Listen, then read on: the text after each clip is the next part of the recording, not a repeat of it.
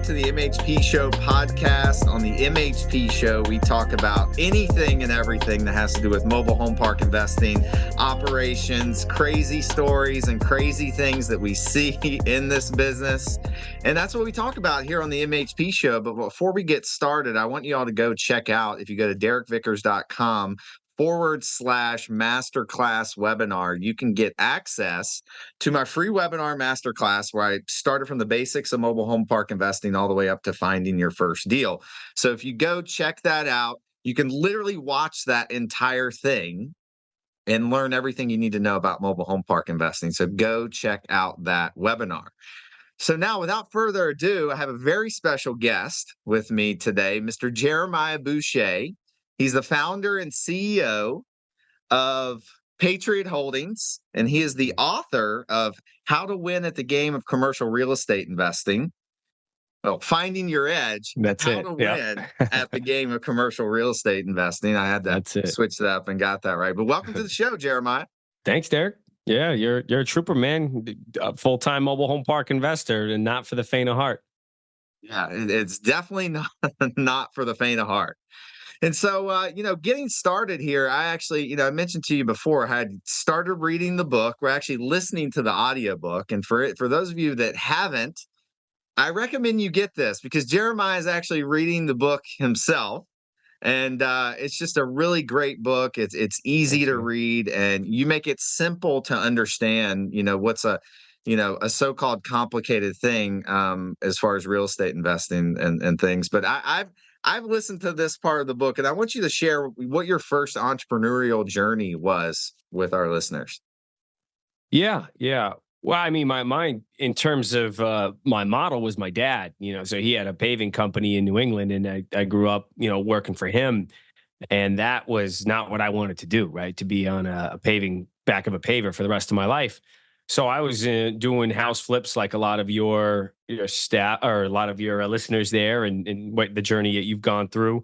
I was a realtor, and that realtor process was rough. It was in the heyday, a little earlier than the heyday of Las Vegas real estate, or just the whole, Big Short 4, 5, 6 catapult of real estate values, where the young kids these days don't know how bad that crash was, and then losing everything in 08, really 07, 08, with lots of foreclosures, and that whole process was not fun. So I was pretty much a real estate investor from day one, but it was a rocky road. Yeah, for sure. And I know you talked about how you were cold calling door to door in a business. You were cold calling on the phone, and that's how you got into mobile home parks specifically. But I tell people all the time, if you don't know what you want to do right now, like, get into something where you have to make cold calls. Yeah. Because I'd love for you to share, like, as painful as it is, I know I learned a lot from doing that. Like, what did you learn, and how did that doing that actually develop you into the entrepreneur you are today? Yeah, I was an ADT door-to-door salesman for security systems in college, and that was brutal, working with a lot of ex-convicts and anybody that there is no resume. If you want a job, you get it because there's commission-based. So we would go to the east side of Vegas and rough neighborhoods and hit doors from 3 to 7 at night or whenever it got real dark. And that, I don't know, man, I think it's like the master class in business 101, because if you poll your listeners, I would suggest if they have a business, they would probably rank sales as being number one. So if you're listening to this, if you have no sales, you have no business. So it seems like that's a necessary function of learning the entrepreneur game. And you got to get out and get people to buy something or get your message out there so they do a transaction. So for me, it was rough. I mean, I looked really young. I didn't know what I was doing. The schools in Vegas aren't the best out here. So it wasn't like I was super educated. And I was a knucklehead. Like, I was having fun doing sports, and I was a wrestler and rugby and all this. So I didn't want to grow up, but it forced me to, be able to present, to talk, to slow down, to understand how to listen. and take a ton of rejection. So I just really wish that, if you're not joining the military, then you should join door-to-door sales, and it'll really polish the rest of your life, because you'll be a lot kinder to people when you understand how hard it is to be a salesman like that. Yeah, for sure. And there was one thing that you had mentioned in the book about that really resonated with me, and I never thought about this like this, but it is a test of being able to maintain your positive energy and your high energy, even when you're getting blown up every day, Yeah. because you're getting your teeth kicked in. They're telling you, "Don't call me back, don't call me back," but you still have to maintain that positivity. And I truly believe that's where I've gotten a lot of my persistence and ability to persist through all the shit that happens when you're dealing with mobile home parks because of that. Yeah. And it's huge. It is huge. And at the end of the day, if you actually are an operator, and we can get into the whole business side of things, uh, I, I gravitate back to it. I don't mind it. I like it. That's a simple part of the business. It's ones and zeros. Either you got the deal or you didn't. Either you made the call or you didn't. I mean, my acquisition team, we have 5 departments. I still run the acquisition team, and I have a manager with me that manages their KPIs. But it's real simple on my end. I mean, we wake up and it's pretty singular focused. You make contacts equal contracts, and it's a relationship building game. And that's what I said in the book. I mean, all the data, all the good tools that you can text people and email, and I still do good old fashioned, regular mail, snail mail. You got to build a relationship. And I think there's an opportunity, because if someone's listening to this podcast, MHP is not easy to manage. I mean, that's the other part of the business. So there is someone out there that is tired of managing it, like myself in certain aspects of my career. And I'm, heavily into self-storage right now. And not that I don't like mobile home parks, it's just a transition of my business plan. You will find pain points that will create the need to sell, and that relationship will give you opportunities. So there's a lot of opportunity out there, but it's not easy. Yeah, no, for sure. And I know, in the book you talked about and we'll get into mobile home parks, but you talked about how long it actually took to build a relationship with some of these sellers. And Mhm. I cannot harp on this enough, because all people in my inner circle program, they get frustrated. They're like, "Derek, I've been calling for 4 months. I've been calling for 5 months, and I don't have a deal." Well, I'm like, that's probably about right. I mean, Yeah. if you're making the number of calls every day, but you probably still have a prospective list of people that could potentially sell that's massive. But these people have owned the parks for 20, 25, 30, 40 years in some cases. Like, they're not just going to let it go. It's not, like a boiler room cold calling type No. thing. No, exactly. Yeah, and you got to touch on pain points. So you're probably in the beginning, if you're a value add investor, which most of us all are now, following your podcast, you're going to have to get your hands dirty, right? There's got to be some problem. That's why my book's called Finding Your Edge. And I think about this a lot. And there's a lot of YouTube content, and people are interested in real estate investing. But if you think about the essential aspect of the business that's going to create upside or profit or a long-term gain for you and your partners, there has to be a problem. Like, if it's a stabilized asset, information's too freely available, where someone's just going to sell the park at a huge discount, not knowing what the value is. That doesn't exist anymore.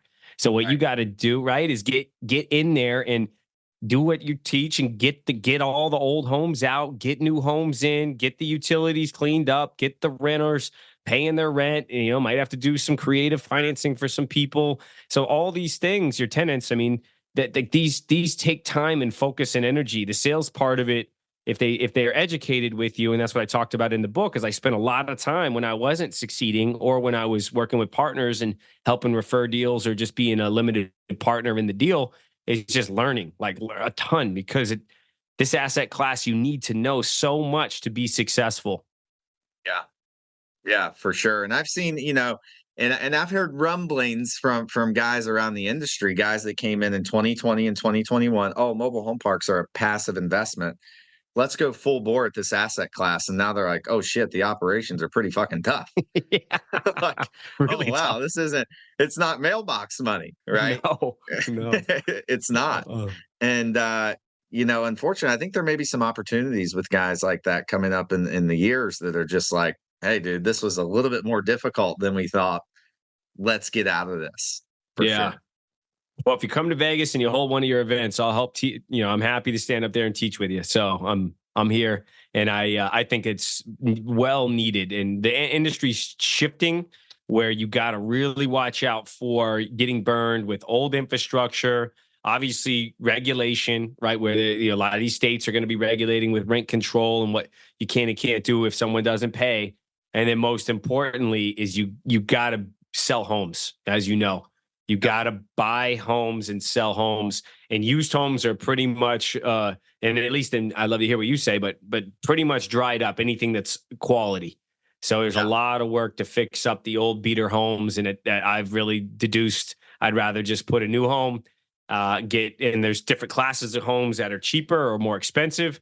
But at the end of the day, if you're I would have a long term, and I do have a long term asset outlook on my investment thesis on the parks that I'm keeping, and my energy and capital and time is being focused on improving the infrastructure and improving my homes in these parks. Yeah. Yeah. I mean, it's a big deal. The home quality is a big deal. And you'll be kind of fascinated with some of the crazy business models that we've had. And so we bought parks with entirely 70s and 80s models park owned homes, some of them not even livable. And we would actually sell those off for like $500 and give the dude free lot rent for 4 months. He'd come in and fix it up, because we're investing in super strong markets where there's actually big demand for that, Orlando, Tampa, big markets in Florida. And they'd come in and fix it up and do all the work. And all we're taking a hit on is 3 or 4 or 5 months of free lot rent. And so we've brought in some used homes, but we've actually, now there's some downfall to this process for sure. People screw up the home, they don't pay, they whatever out of the house. But generally, 90% of the time, it's worked. Oh yeah. So how did you actually find mobile home parks in that asset class? What was the question, Derek? Well, no, how did you find mobile home parks, and how did you discover the asset class? I bought a course. I took a property course, like an investment course called Commercial Academy. It was a creative commercial academy by Scott Shield. And then it got me excited about actual investing in commercial real estate, because there was the ability to be creative for learning about owner financing and master leases, and allowing yourself to leverage the asset quite a bit with the seller seconds and all that stuff, and partners that you can bring in, and you have levers that you can add value versus single family homes. So that was exciting, but then I just didn't have an edge in any of the other asset classes, because that was in the early 2000s when, the core four apartments, industrial, office, and multifamily were pretty much, that was commercial, right? MHP wasn't really looked at as anything, or self-storage.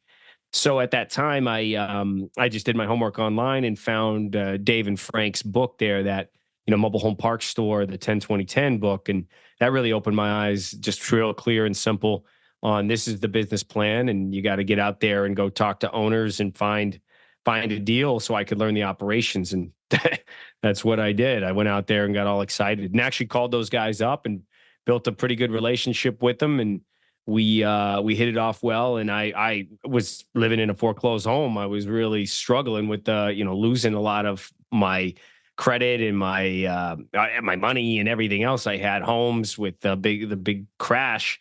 I went out there and sourced those guys like 80, 90 deals over almost 100 deals over like 8 years, and was able to help build their fund, and then help me get a lot of experience and equity and fees that I could build my company.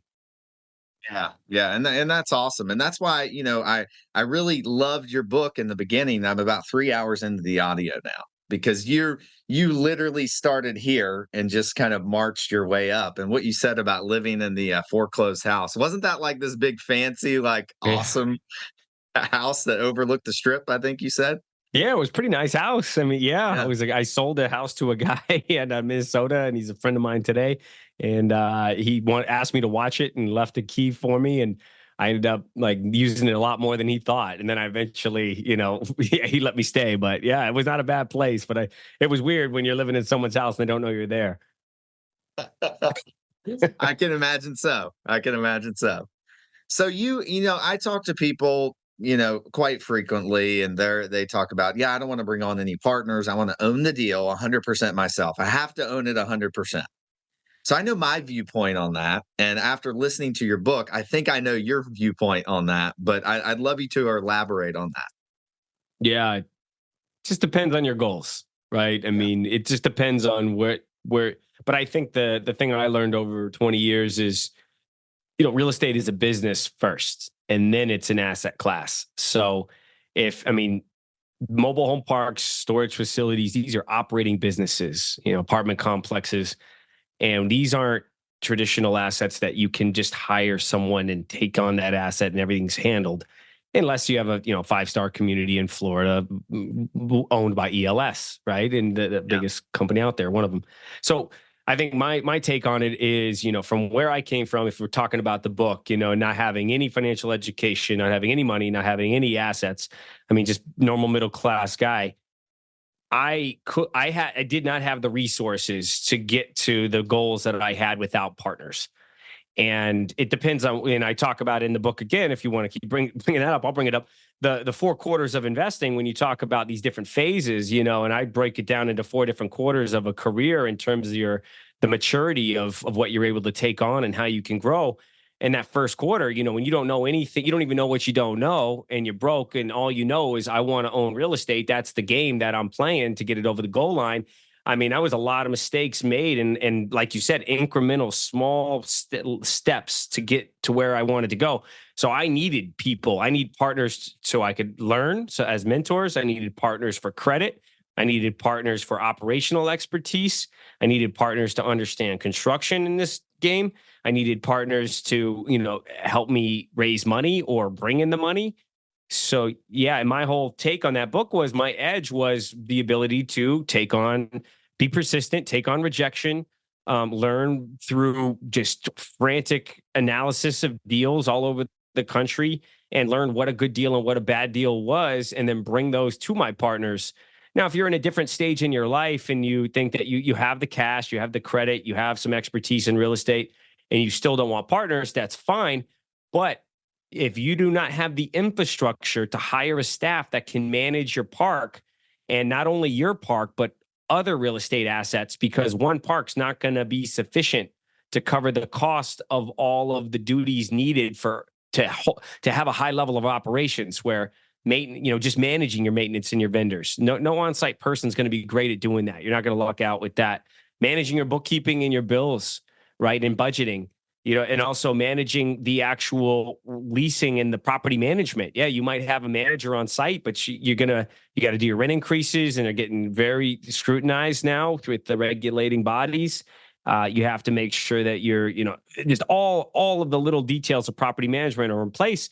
So if you want to own a job or if you want to scale and you're willing to invest a ton of cash into a company that's going to run parks, then yeah, you don't need partners. But 80-90% of us need partners to be able to grow in the speed that I think most of us want to grow at. Yeah, for sure. For sure. And I think one thing you said there is important, because this is one thing that kicked me in the teeth when I got into buying these value add parks, is the project management and the construction management aspect of it. Yeah. Because even you hire these freaking contractors and they're like, you have to be on them.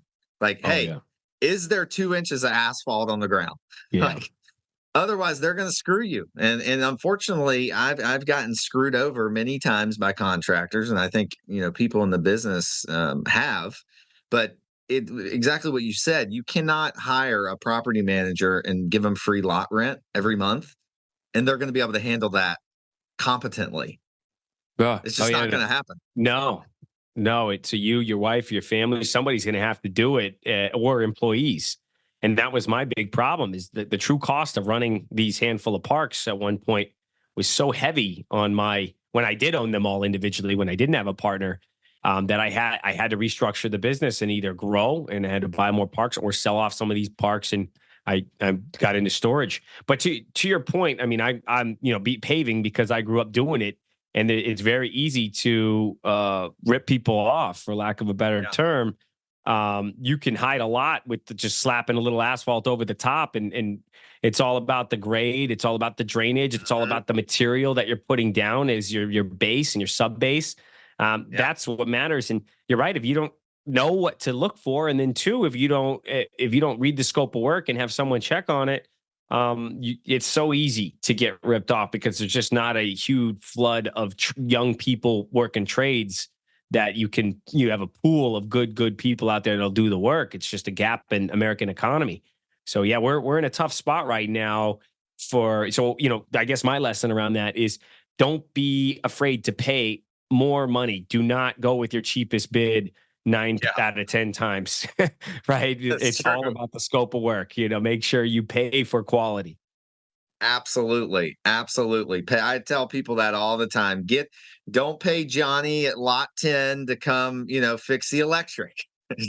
Like, oh, I can fix anything in the park. You'll have your trailer dogs there that say they can do that. And there's little things that they can do, but not in any big work like that. I would leave that to the professionals for sure. For sure.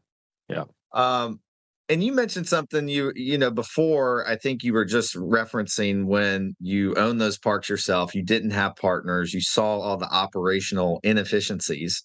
I think that's important to talk about a little bit more because I talk to people that are new in the business. They're like, hey, I want to build my portfolio. I'm going to go in, the park's going to cash flow, the property management fees, I'm going to pay staff and hire staff.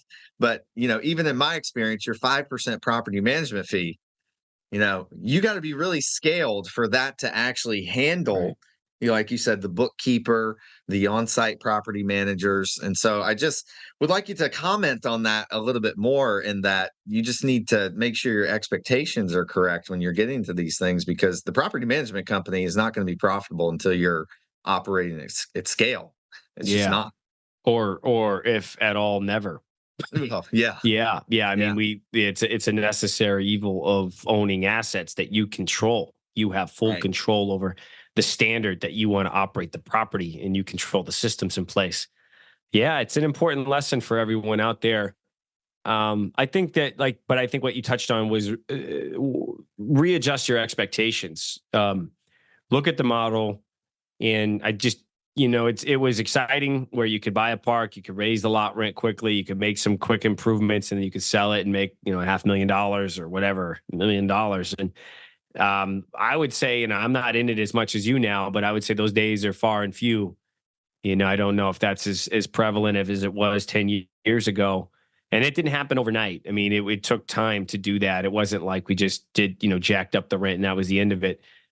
So for me, I think long-term outlook, a 5 and 10, really 10 year is really at least owning these parks for 10 years. So if, just like the Buffett model, if you knew that you could only buy a handful of assets and you were going to hold them for the rest of your life, what would you look for in that asset? That way you make the right decision. Because I think your students will learn more from being picky, and you're going to deal with problems no matter what. We're in this, this industry is just full of them. It's an old infrastructure with a lower income demographic, and that inherently creates tons of problems. I mean, so if you're going to deal with problems on assets that have a substantial intrinsic value over time, that it's in the right area or the right type of housing, and there's a need for it. If you do that in what you're doing in these good markets that have long-term good projections, then you're at least you're swimming with the current. You're not fighting the current, where I've had, and I still have parks in Michigan, Ohio, and it's just some of these markets are very tough to move the needle on. So on the property management side of things, and overall for me, it's my head's at, how do you make the home sales work? So not only do you have a property management company, look at markets where you can work with 21st Mortgage or Triad or a handful of these companies, or your local bank that's financing the park, and trying to get a line of credit where you can buy 3 to 5 homes at a time, and then in turn, get those homes out on the lot. Work with your team and get people qualified and sell those homes to people where you might even have to stay on the financing, like some of these finance company programs have in place. But, once you get someone that puts a good down payment, They got decent vehicles. They got jobs. They're making their payments. Now you got leverage. Now, that was the spirit, right? That we got into at the beginning of this business is now you own the land. They have a nice asset on top of the land, their mobile home. They have a vested interest and a lot of time and energy in that home. And now, I mean, those are the generational shifting wealth assets. Those are the parks where if you got 20, 30, 40 new homes in there and you got, 50, even these smaller parks, 40, 50, 60 lots up to a couple hundred lots. I mean, those assets, when those lives of those homes are then, another 30 years, you're not gonna have a lot of issues because these are good tenants. At the end of the day, remember who is your tenant, and if you're dealing with the lowest of the low tenant and they cannot even go into an apartment, is that the type of park that you want? And if I could go back, a few years and change my mind on a few parks, I would have reminded myself, don't buy this park for that reason.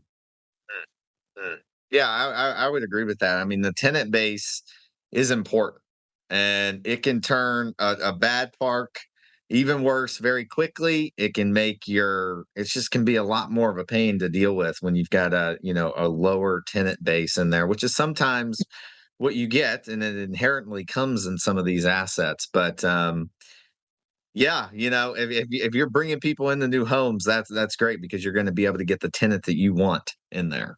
Yeah, And and there's nothing wrong with really low income tenants. That's fine. It's more about pride of ownership, right? yeah, You're right. exactly. I mean, if it's an absolute pig pen and they just do not respond to the rules, and one bad apple, right? I mean, it's like a cancer in the whole park when you cannot get people to abide by the rules. It it just there's some unspoken tolerance that then the rest of the tenants feel like no rule, needs to be followed, right? Why worry about my water and sewer leaking? Why pay the rent on time? It looks like trash. They don't put time and energy into keeping it clean. There's something about, right? It's like the environment being orderly, tidy, clean, and the psychological mindset about people's expectations about living there. Yeah. Yeah, for sure, for sure. And I mean, it's so true. And if for anybody in this business knows that, if you've got one person that's got a freaking cars up on jacks in their lot, that yeah, I drove into one of our parks one day, and the residents. This is before we build back for water. They had like one of those inflatable water slides Yeah. up, a pool filled, and sprinklers going, and they had like the whole neighborhood with this like water park outside in the front of the park, and I'm like. Huh. Yeah. This Yeah, it's is okay if they pay. I mean, hey, if you want to enjoy your time that way, but yeah, you're right. Take responsibility and pay. yeah, absolutely, absolutely. So you had sold your portfolio that you had after you got out with the Frank and Dave stuff, Hmm. right? And then you made a pivot to self-storage. So talk about a little bit and why you did that.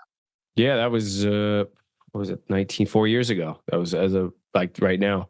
Um, I I did that because of what I talked about there. It's just that property management. I lost some key staff. I had a lot of challenges because I was so into the deal side of things, and I was probably overdeveloped as a salesperson and underdeveloped as an operator and business person.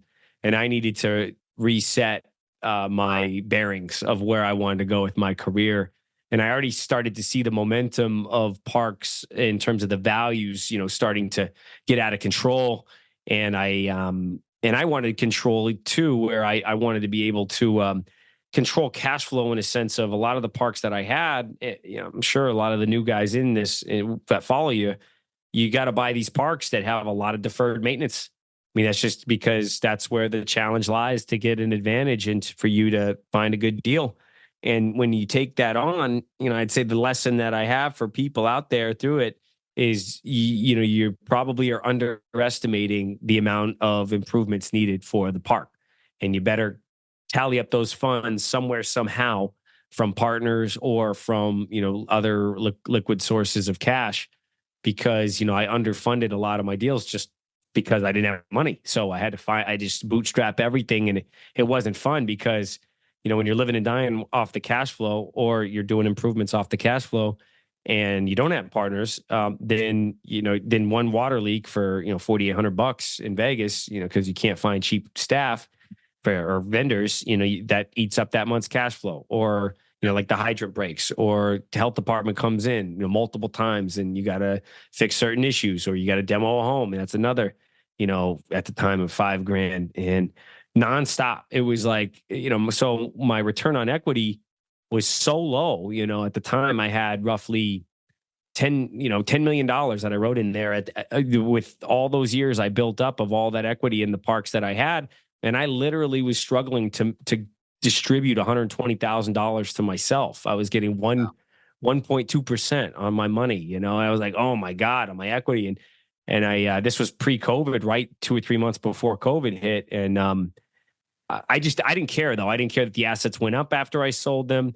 I had to restructure my business so I could put the right people in place so that I could scale and grow instead of just being reactionary and just always trying to find the next good deal. And that for me helped me reset. And then it made me a much better investor and business owner for doing that. And did you sell everything? Did you sell all the parks, or did you keep any? No, I did. I kept a few of them back in there, and that still weren't mature enough. But really, pretty much sold the majority.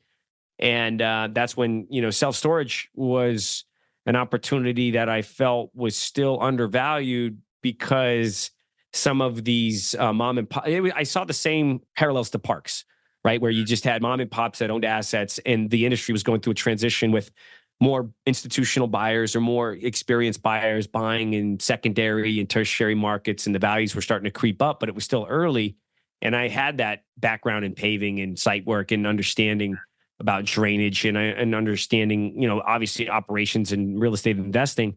So I thought, by jumping on with a key partner, 2 key partners, one for construction and one in operations, next time around, I was able to create a more predictable stream of cash flow without a lot of the big capital expenditures, and then decide to, dip my toe back into mobile home parks now that I had a little more money to invest in. And I sacrificed some of the returns to get a higher quality park that I wanted to invest in. But I still bought a few really rough ones that we're still dealing with because I just didn't want to pass a good deal up. But you're like, oh, it pulled you back in.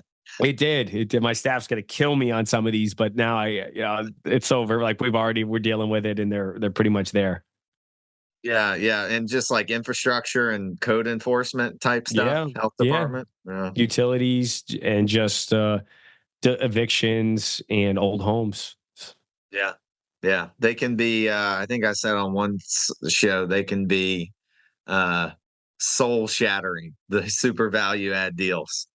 So we have one park that we did really well and we made a bunch of money on, but we have a $1.1 million sewer and water tie-in that we have to do now. Yeah. And granted, we killed it on this park, so it's fine. Yeah. But regardless, that's still our money that has to be spent on that. And it's just it's tough. It's tough. It is. I had to do the same in Virginia. That's I have to build a new system, and the sewer system was in such disrepair that I had to build a new system, and there wasn't enough land. And I just got on the phones and luckily bought a adjoining piece of land that I would have enough acreage to be able to build that new septic system with the leach field to be able to keep those lots, because their city sewer wasn't available. Yeah, and there wasn't, I guess the setbacks and stuff didn't meet, so you had to do something completely different than what it was or something? Oh, no, the parcel that the park occupied was already utilized. There was too many homes on that. Yeah. And there wasn't any leaching capacity left in the soil. So I had to find new soil to leach into, and I needed more space to engineer it and design it. So I was in a tough spot. Luckily, bought some land cash, and then also, about $1 million plus, with the land especially included, to build that new system. Yeah. I mean, it can be tough. And you mentioned the deferred maintenance now, and like especially the parks that are well located. Most of the parks that we have, they were developed in the late 40s. One of them was 50s. And the infrastructure is inevitably going to go bad. And so what you had mentioned is I talk about nonstop. If you have a deal and the bank wants $1 million down for it, that is not all you need.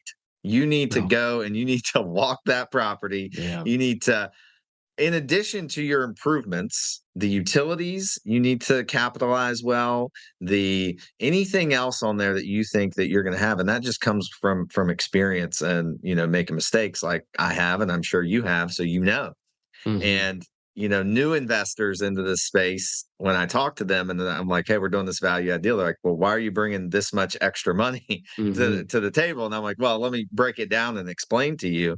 And I just think that's a super important thing for people to know, and I can't stress it enough, and I'm glad you touched on it. You Mhm. need to capitalize these deals because we bootstrapped one in the beginning and it's not fun Yeah. because every month you're like, oh, okay, like, where are we going to be? Where the account gets down to like almost nothing, and then I rent comes know. in, I and then you know. get to spend it on something else, and then you sell a Yeah. house, and oh, we're great, and then Right. it's just a constant battle. Yeah, yeah. Go out there when it rains, or just talk to people about when it rains too. I mean, if those water issues, if they're draining back into people's homes, or it could be a nightmare. Yeah, or just in the wrong area, and it's yeah, drainage is important. But when you walk the park, I mean, look at those electrical pedestals and all the lines, and you don't have to replace them right away. And I know if you're not paying electrical for the tenant, but a lot of these electrical companies, these utility companies, are going to make you come in and improve the infrastructure in the actual park itself, where your tenants are hooking up to it. And man, getting a plumber to do that leak detection test and looking at those water bills every month. And if you see a big fluctuation of gallons, where your average tenant should be using 3 to 5,000 gallons a month, and so if you have 100 tenants, you should be using 300 to 500,000 gallons, and they're using, I've had way over 1 million gallons used that month. Ah, So like that, that there's leaks in there, and it could be the tenants, but it could be just the lines are leaking like crazy. yeah, yeah, yeah. We had an issue at a park in Florida that we didn't. I don't know how we would have found this in due diligence, but we had some vacant homes and some vacant lots we were going to bring back online. So the utility infrastructure, these homes had not had electric to them for a while. And so we brought an electrician in there and we got with the city because the city was like the electric company there. And they made us, we had to replace, we had to basically take all the lines that were the electric lines that were above ground and put them underground and move all the pedestals from the back of the lot to the front of the lot. No. And all of this cost was on Wow. us. It wasn't Yeah. the city. So it was like, I guess there were some things that we could have done in due diligence, but now on my list, it's like, hey, call and make sure there's not any weird ordinances that if you're turning electric on, you don't have to do any of this crazy maneuvers to make that feasible because that, if we weren't well capitalized on that deal, and I mean it could Take kill you you. out. Yeah. Yeah, Oh could yeah. take you out. Yeah, and call the city and call zoning, right? I'm sure you've had issues where some of these towns do not want you to replace these mobile homes with other homes. Yeah. And then you better get in writing that you're grandfathered in, that this is a usable lot, and you don't have to abide by the new setback requirements because they're all really big. So you can't put a home on these older lots if you weren't grandfathered in the old code. Right. Right. Right. I wanted to shift back because you were talking about something on self-storage. I wanted to ask you, are you developing storage now? Yeah. Yeah. I've been doing that the last 6 years or so. Yeah. And what's that like? Obviously you've been doing it for 6 years, so it must be doing well. Yeah, yeah. I mean, there's pros and cons to it. It's some markets are oversupplied, some are undersupplied. But if you're gonna not, I brought on a partner that I grew up with in high school that has a construction background, and minority partner. But I would say you don't need a construction background. I think storage of all asset classes is the most friendly to develop, I would think, versus the others. So overall, if I had to give you a quick lesson on it, it would just be, get a good civil engineer. That's everything. And then deal with a good building company like TrackD or Betco. And those ones, they'll pretty much, once you have a design plan and from your engineer and it's approved use, I wouldn't try to fight a town and try to rezone something. I would go with a parcel that's actually has the commercial industrial use for storage. And even then you have to get a special use permit, at least in every single market we do business in, except for probably Texas, Oklahoma, or some of these that are more liberal, where you can just pull a building permit. Typically you got to submit it, and the town has to, the town board has to approve it, and residents get their opportunity to speak about it. But through all that, if your engineer can design a good site and you can build more than, I would say, 30, 40,000 feet is minimum to really make it pencil out to make sense by the time you get all your contractors out there and mobilize and do the site work and buy your buildings, then it's great. I think it's, they can set you up with a erection company or general contractor, and those guys can help. It's going to be a little more pricey, but paying that extra 5 to 10% on the project is worth doing. And if you're patient, I think the same thing. The flip side of things are right now is, number one, make sure you build in a market that's not oversupplied, because storage is not as essential as mobile home parks. So that you can get real trouble if there's tons of units put on the market, because then it's just a price war and everyone drops their prices and you can't fill your units. But in the end, if you got some capital that's patient, or your own investments that are you're patient, you're not going to be able to build for any cheaper than you will be able to right now. Everything continues to inflate, not only land, but materials, labor, and the building codes get tougher and tougher with sprinklers and setbacks and facade requirements, the way it should look. So all these things will create barriers for people to build in the future, or they're going to have to spend a lot more money. But the last point on that is, you're going to have a big capital reserve, at least 100 to 200 grand to feed the interest in order for that construction loan to be paid, while you're waiting for these tenants to slowly start to fill up your units. Because, you'll see with storage, our average tenant's about 3 years, the life of it, but that's only 60, 70% of them, 80% of them, you're going to get 20, anywhere between 15 and 30%. That's quick, quick turnover. So, it's not really I just filled up, I'm good. No, it's a business. You're going to get that 30% turnover. So you're constantly trying to attract the longer term tenant. And that's what's going to help you stabilize the property. But that takes, years. That takes 2, 3, 4 years when you're building a brand new one. Yeah. Yeah. Well, interesting. Because I've always been, I'm interested in storage. I haven't, taken the time to really sit down and research a lot of it. I've done some of it, but it's an interesting asset class. I think one of the things for me, it's and I'm sure there's different markets and things. I'm like, okay, well, I have this facility here. Jeremiah can come build one next door, and then we're in a price war. It puts me out of business, and then I have a churning of tenants. But you probably don't have that much of management operations in the thing. It's probably mostly automated, I would guess. I mean, you'd think it sounds good, right? Yeah. It sounds like it's like people will buy that business plan, but there's a lot of moving parts. I mean, just like anything. But I think if I were to give all the listeners and you advice from a mobile home park investor standpoint, they're awesome complementary asset classes. So number one, if you have vacant land, which a lot of these parks, I know you're buying in pretty good markets, core markets, so you don't have a lot of vacant land. But if you're buying in tertiary markets and you have vacant land, first things first, buy portables. And those portables are a 50 to 100% return on your investment. So those are very, very strong, because you're already complaining to your tenants to get the stuff out of their yard. Yeah. So you can get those through Boxwell. Those are good guys out of Indiana, and Boxwell.com. I bought from them. So that's number one. Number two is, if you have vacant land and you have frontage on your park, definitely it's an easy ask, because the town will typically, I would push that you can get outside tenants and have an outside access, because if you build, just for the residents, that's fine, but you're going to limit the exit value of your storage facility. Right. But if you can get, a budding parcel, or the parcel you have, like you said, you're already dealing with the systems. You're already dealing with rent collection, management, unlocking units. I mean, you got somebody doing something at the park already. You can train them. That's a great way to enter the business, and the land's already there. I mean, you just got to monetize it.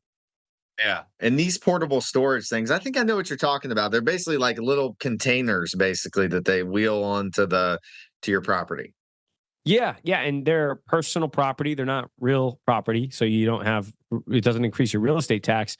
But overall, they're not getting moved. I mean, I wouldn't move them. I would just let them be, and you're set to go. Yeah. Interesting. Interesting. So I wanted to, talking about the mobile home park side. I always like to get some crazy stories as far as mobile home parks. Yeah. So please share with us your craziest one or two stories. I was listening to the book where you met with the lady, and she was a little Yeah. whacked out. Yeah. That's Yeah, that one was a good one. That was a good one. Yeah. So that was down in Lubbock, Texas. And Texas, West Texas is something.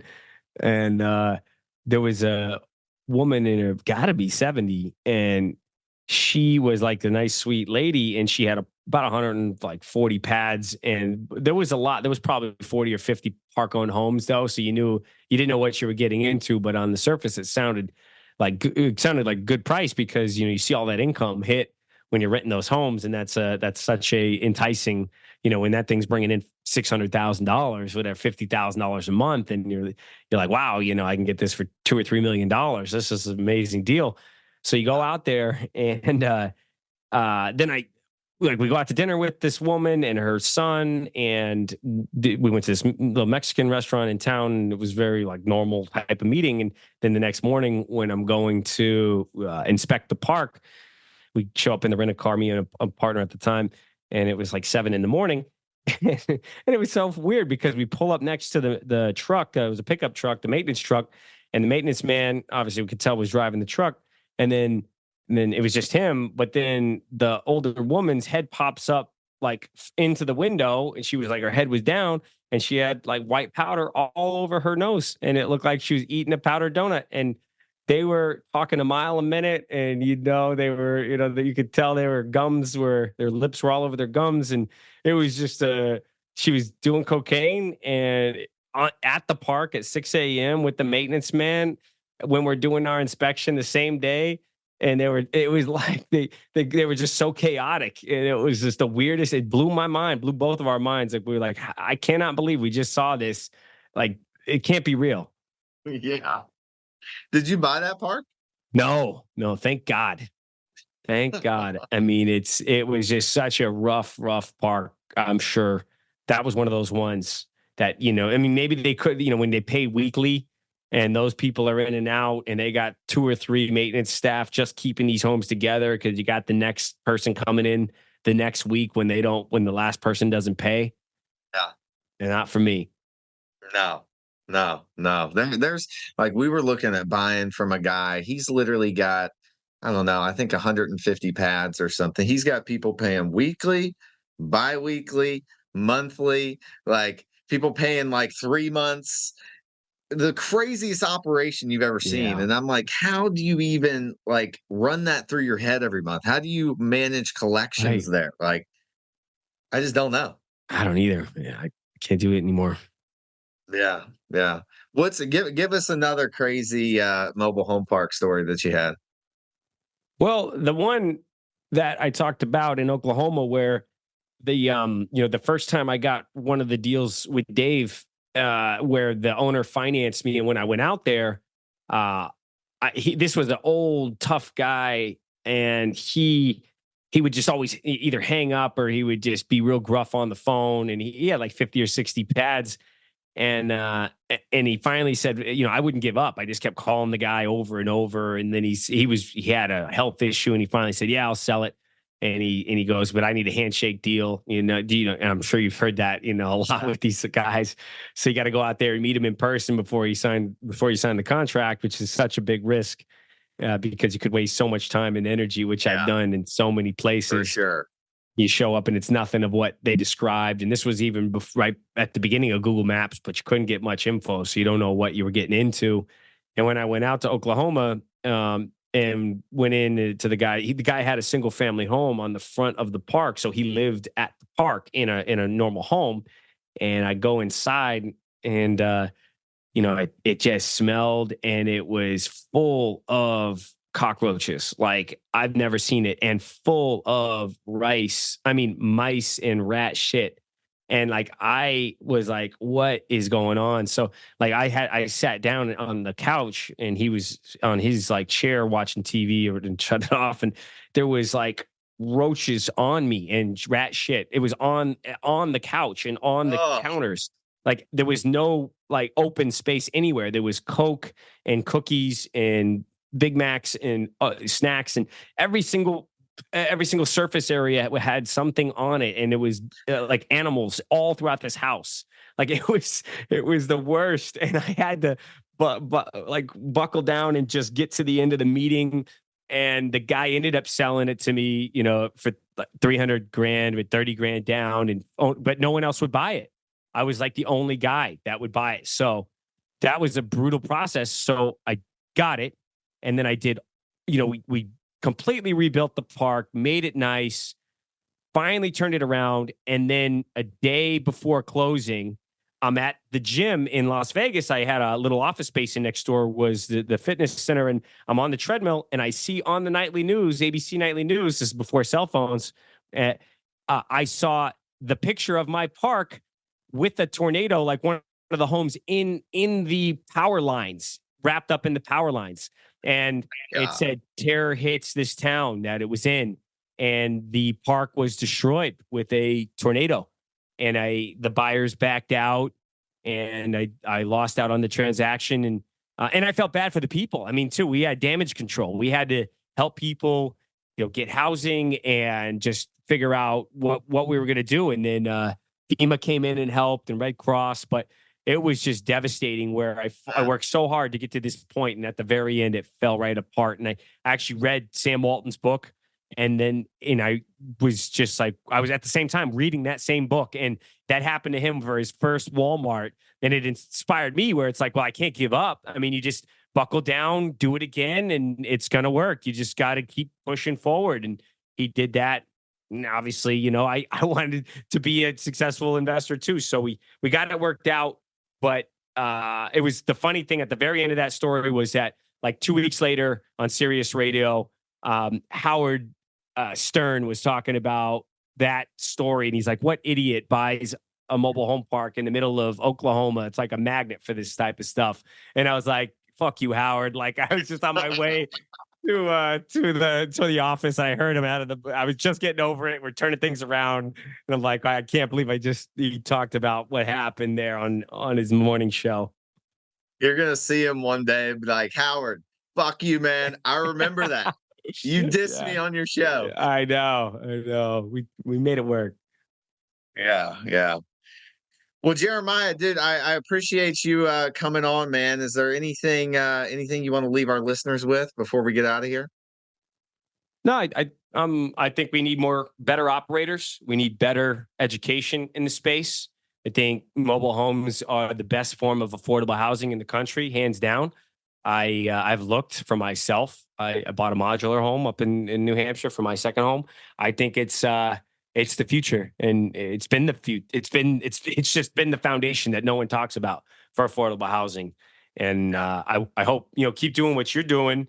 And I think for people, if they want to learn more, just go to Amazon, Finding Your Edge, Jeremiah Boucher. And that's my book on there. Try it on Audible.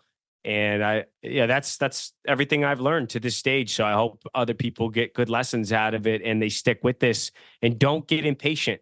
Right? Stick with the long term and just don't get greedy, and don't compare yourself to others that you have to have thousands of pads and tons of capital under management. That's not what it looks like on the surface. Having one or two good partners, having a handful of parks that are really high quality parks that you're paying down with good, it checks all the boxes of what we talked about here. And then having those for a legacy for generations. that's, to me, that's what this is all about at this stage. Yeah. Yeah. Well, that's awesome, Jeremiah. Again, thank you. Mm-hmm. And thank you all for watching the MHP show. We are on every Monday. Please like and subscribe. We're on iTunes, Spotify, everything. We're on everything. You can find me on social media. Jeremiah, you can hit him up. I think you're on LinkedIn. You on Instagram or anything? Yeah. Oh, wait, patriotholdings.com. That's my company. Yep. And I'm on the whole thing. jerlinks.com. JERLINKS.com. And then, yeah, all the social media stuff's on there. Awesome. Awesome. Well, thank you all, and we will see you next week. Peace.